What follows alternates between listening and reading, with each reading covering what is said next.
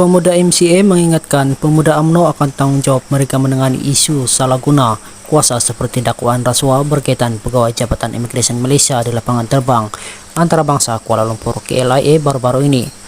Sayap MCA itu juga memberi amaran kepada sekutu mereka dalam BN itu bahwa jika isu berkenaan dibiarkan terus berlaku, imej negara akan tercalar sekaligus pasti akan menjejaskan ekonomi.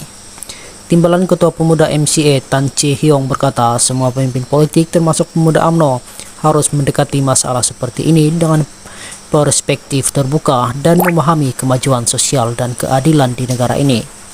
Pemuda UMNO juga perlu memahami bahwa insiden sebegini berlaku lebih daripada sekali dan telah menjejaskan imej negara dengan teruk, katanya.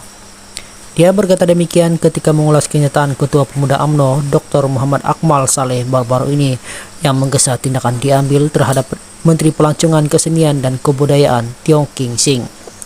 Tiong didakwa melanggar protokol keselamatan di KLIA dan menyalahgunakan kedudukannya apabila menceroboh counter immigration untuk menyelamatkan seorang pelancong yang ditahan oleh pihak berkuasa.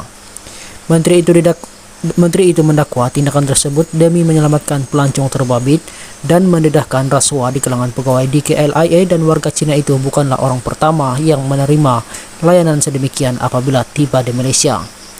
Menurut pemuda MCA, walaupun menegakkan kedaulatan undang-undang penting, tidak kurang perlu diutamakan ialah menggunakan budi bicara dan bukannya menguatkuasakan undang-undang secara sembereno dalam semua situasi. Katanya, potensi penyalahgunaan kuasa oleh pegawai yang dirujuk sebagai Little Napoleons boleh menyebabkan Malaysia dianggap sebagai tidak mesra kepada pelancong. Perlu ditegaskan bahawa semua unit penguatkuasaan undang-undang di Malaysia terus memberi lebih perhatian kepada kesan tindakan mereka terhadap persepsi awam dan imej Malaysia di peringkat antarabangsa. Penguatkuasaan undang-undang harus merangkumi keadilan dan kemanusiaan, bukan hanya operasi prosedur. Kami berharap kerajaan dapat memperbaiki latihan unit penguatkuasaan undang-undang yang berkaitan bagi meningkatkan keupayaan dan tahap pengendalian kecemasan.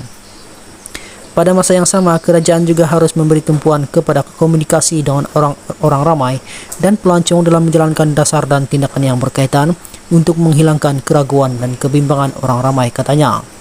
Pemuda MCA juga memuji Tiong atas keberanian ahli Parlimen Bintulu tersebut dengan menganggapnya sebagai contoh dedikasi sebagai menteri dalam konteks pembangunan pelancongan.